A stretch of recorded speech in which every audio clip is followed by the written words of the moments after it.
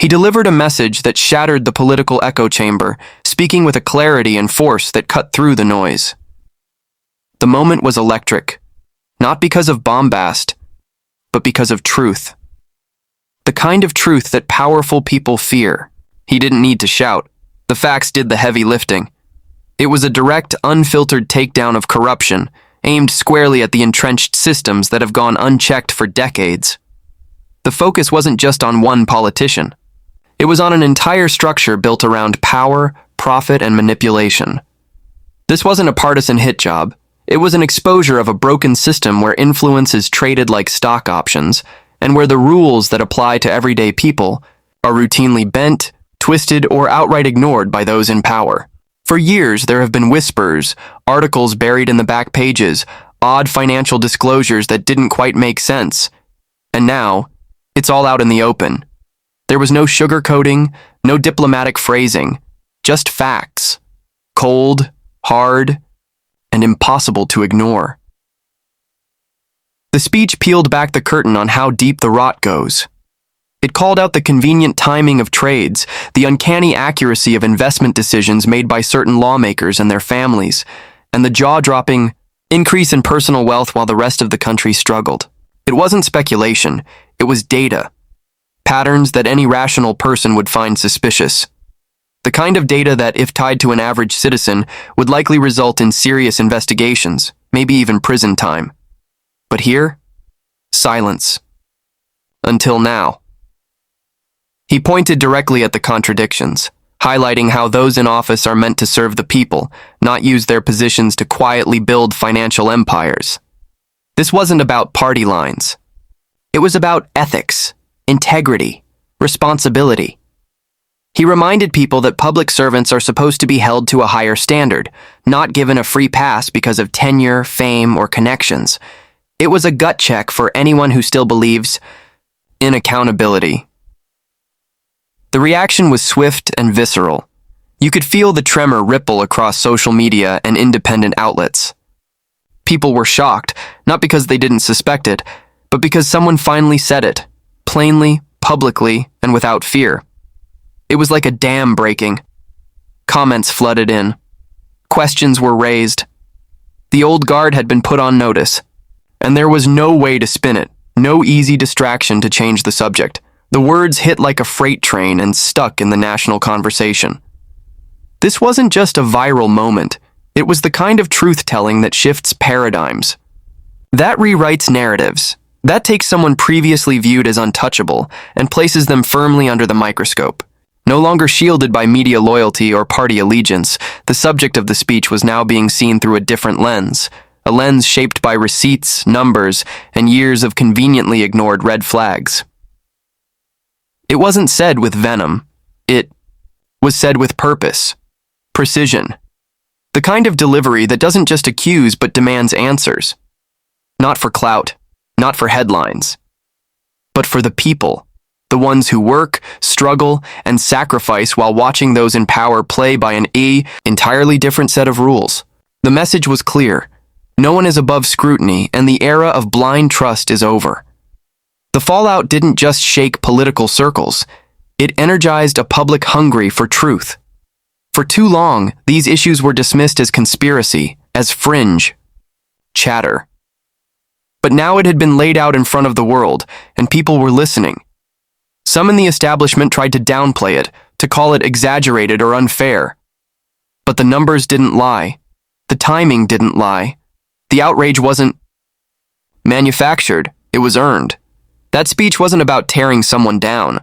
It was about demanding better from those who claim to lead.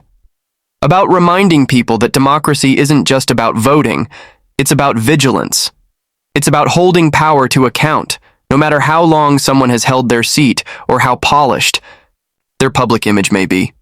The truth had been spoken, and once that happens, there's no going back. The structure of political dominance that once appeared unshakable is now visibly crumbling.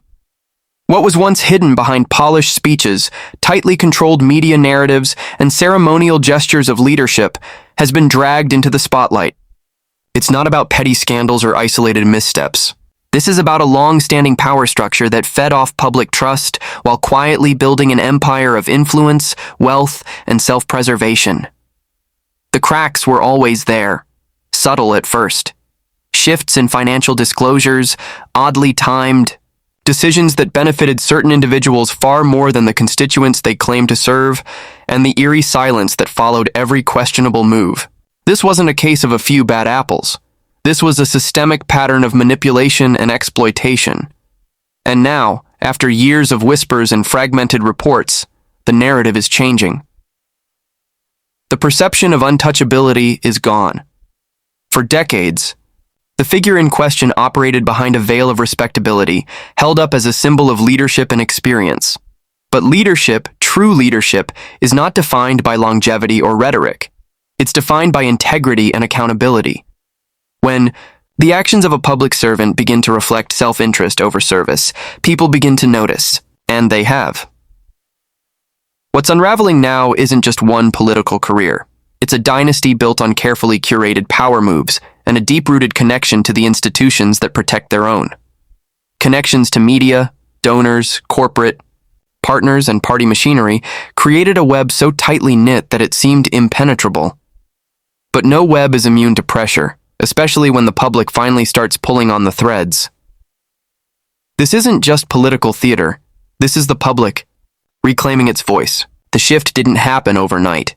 It came from years of frustration, economic hardship, broken promises, and a growing awareness that those elected to serve are often more invested in preserving their own influence than in solving the issues that plague their communities. The moment people started connecting the dots, the shady stock trades, the insider deals, the legislative loopholes, everything began to change. The carefully constructed image is no longer holding up under scrutiny. For years, mainstream outlets avoided the tough questions, preferring to highlight ceremonial gestures, feel-good sound bites, and selective narratives that painted certain figures as untouchable icons. But the digital age brought a new force into play: citizen awareness. Independent journalists, watchdogs, and ordinary people with access to information began to push back, and the illusion started to falter. People are no longer impressed by seniority or party loyalty. They want truth. They want transparency. And most of all, they want consequences for those who manipulate the system for personal gain. The foundation of power is built on trust, and once that trust is eroded, the structure begins to shake. That's exactly what's happening. The speeches are still being made, the gestures still rehearsed, but the eyes watching are different now. Sharper, less forgiving, less easily fooled. This moment marks a turning point. The shift in public perception is powerful, and it spreads faster than ever before. A clip, a quote, a document leak. It's all it takes now to light the spark. And once that spark catches, the old protections fall apart.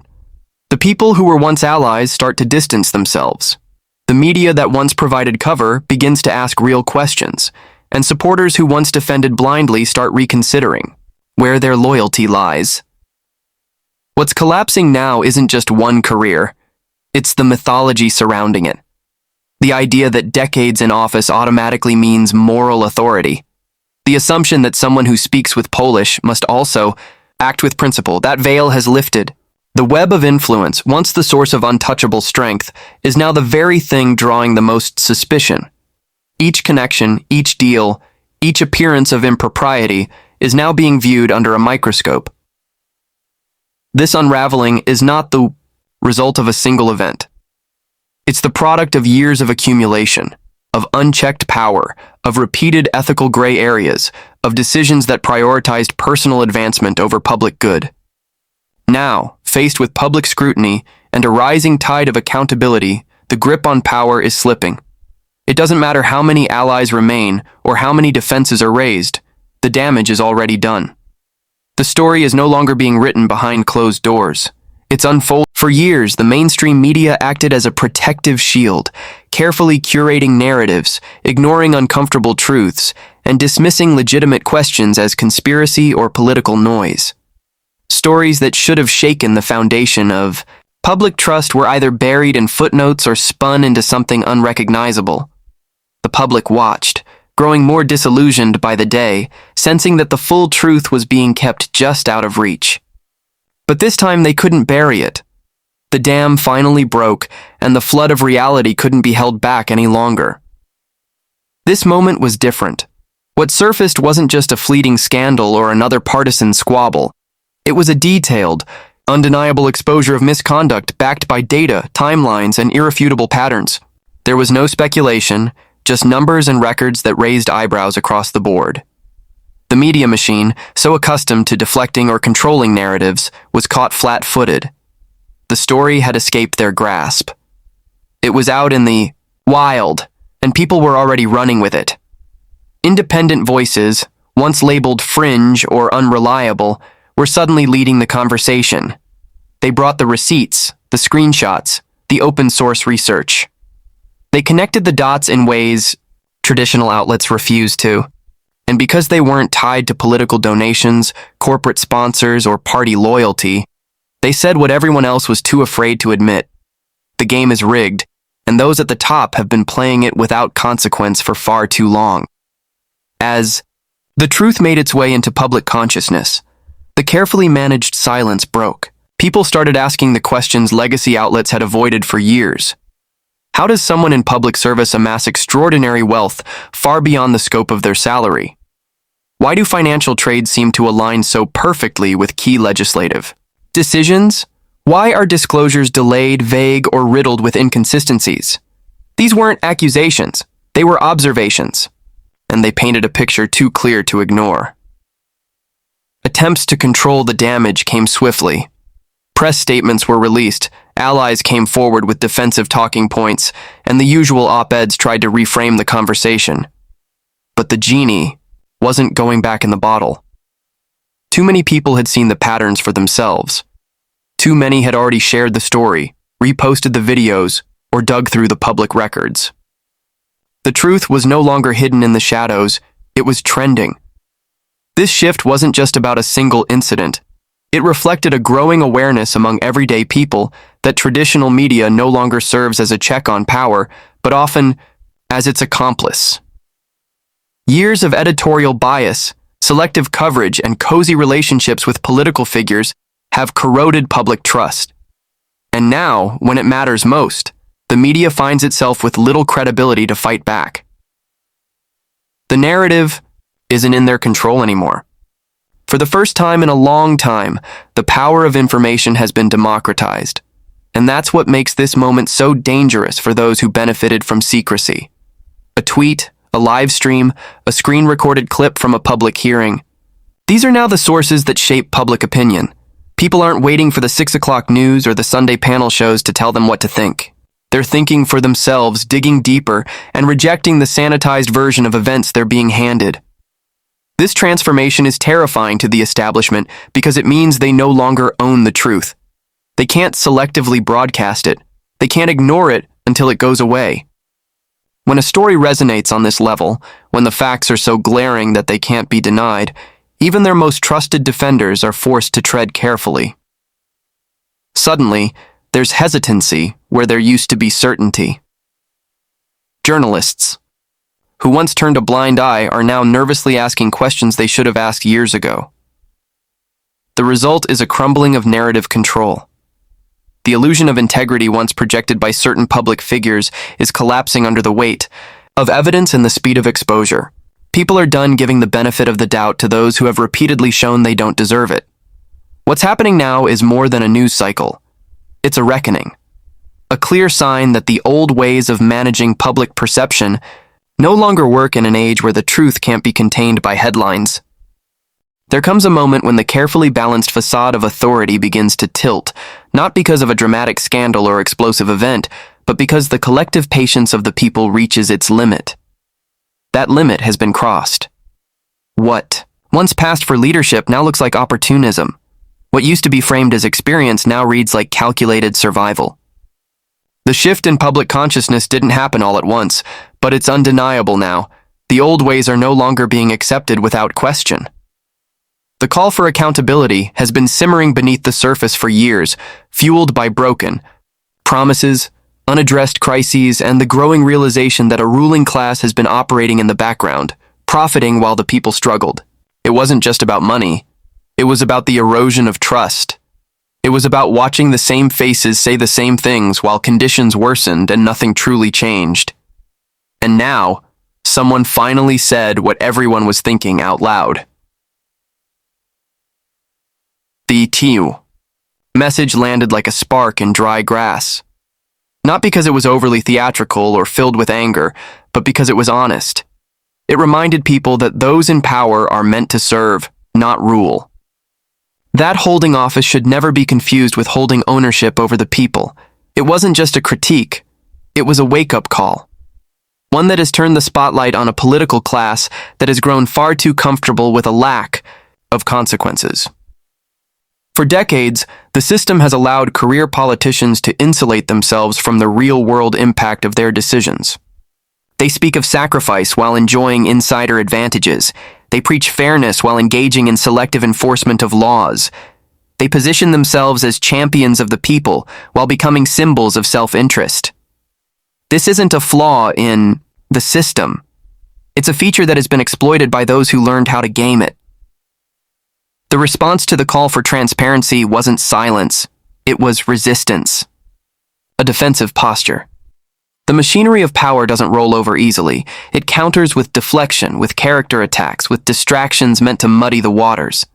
But this time, people didn't look away. They didn't accept the noise.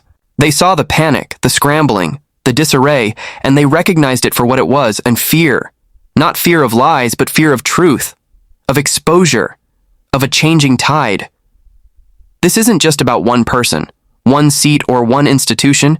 It's about an entire era of governance defined by control and complacency. The question being asked now isn't what happened, it's how long has this been happening? The public isn't satisfied with apologies or promises of reform. They want accountability. They want names, dates, documentation, and they're not waiting for permission to demand it. That energy has become contagious. Voices that once felt isolated in their frustration are now amplified. Independent thinkers, researchers, and everyday citizens are collaborating, comparing notes, uncovering inconsistencies. The force behind this shift is not an individual personality or movement. It's the reawakening of civic awareness, a realization that change doesn't start with elections but with expectations. The establishment is not prepared for this kind of resistance. They know how to fight elections. They know how to craft talking points. But they don't know how to fight informed outrage. They don't know how to handle a population that refuses to forget, that keeps asking questions, that doesn't get distracted. The usual tools, denial, redirection, time, are no longer working. The moment passes, and the scrutiny remains. The cameras may turn off, but the conversations continue. What's happening now is the quiet disintegration of an old power model. The one that depended on public ignorance, on blind loyalty, on assumed authority. The mask has slipped. The backroom deals, the special privileges, the double standards, all of it is being dragged into the daylight. The people have begun to connect the dots, and they are realizing that the very system designed to protect them has been protecting itself instead. This is not about vengeance. It's about setting a new standard, about sending a message that positions of influence come with responsibility, not immunity. That time served does not erase the need for transparency, and that anyone who builds their legacy on silence and complicity will eventually face the truth when it finally comes knocking. The old guard may still be clinging to its playbook, but the rules of the game have changed, and the people are finally playing to win. The tide has turned, and there's no going back. What was once dismissed as speculation has become undeniable reality. The public, long underestimated and misled, has finally found its voice, and it's louder, sharper, and more relentless than ever. The days of blind deference to those in positions of power are coming to a close. People are waking up to the fact that real change doesn't come from polished speeches or carefully staged appearances. It comes from accountability, transparency, and truth. This moment marks a shift in how leadership is perceived and how public figures are held to account.